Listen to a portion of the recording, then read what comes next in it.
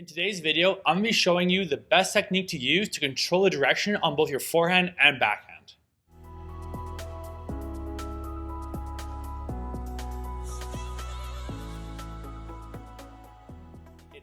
Hey everybody, it's Luke again, and welcome to the channel dedicated to all tennis coaches. If you coach yourself, coach your kids, or coach as a career, this is a channel for you to follow.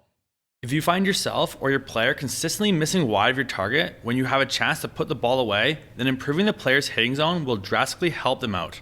So what is a hitting zone? A hitting zone is how long your strings face your target during your swing. So an example of a good hitting zone will have a very long extension towards your target like you're seeing right now. The more you can extend towards your target, this will maximize the chance of the ball going where you're aiming. Let's show an example in slow motion and freeze the end of the swing to see how straight my arm is in this example. You can see here with a good hitting zone that my arm is fairly straight. Now here's a side-by-side with an example of a bad hitting zone. You can really see the difference between the two. A short hitting zone on the left and a long hitting zone on the right.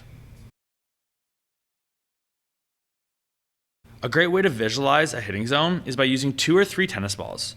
You can see a player with a short hitting zone will have their tennis balls closer together like in this example. If a player with a short hitting zone makes contact at the first ball, their forehand will be late and will probably go wide right of their target.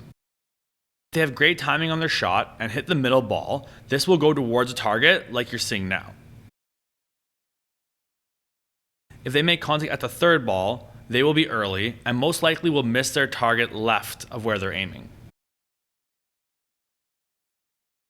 Now, an example of a good hitting zone will have the tennis balls further apart like you see now.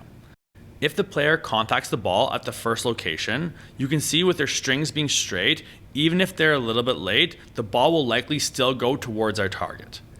If they have great timing and they make contact with the second location, their strings are pointing straight and that will most likely have the ball go straight. And lastly, if they're early on the shot, but their strings are still pointing forward like this example, their shot will still go straight towards our target. And so this is an example of how a long hitting zone will maximize the chance of your ball going straight, even if you're a little bit early or a little bit late. Like I said earlier, if you can lengthen the size of the hitting zone, it's going to maximize the control of the direction you have on both your forehand and backhand side. As the players improve, this becomes more and more important. As they start receiving faster shots and deeper shots, they need to keep that control of the direction, and that hitting zone will help them handle those elements. As well as they need their shots to be more precise as they improve to continue to beat the next level of player, and that down the line shot that's super precise, close to the line, is one way to start winning more points.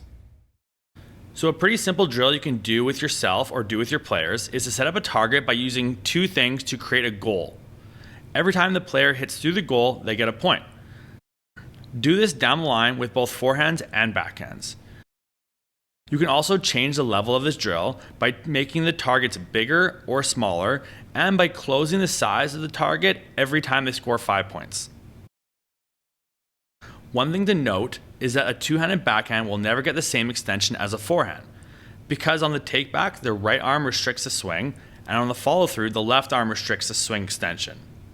You can see this in this example. When that arm is straight, that means it's restricting the hitting zone by limiting the amount of extension on the takeback and the follow-through.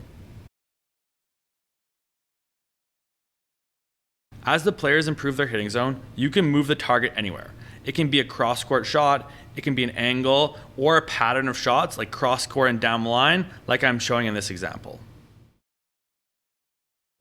Alright, that's it for today's video. Don't forget to subscribe and share this with one of your friends that's a coach or a player to help them improve their game.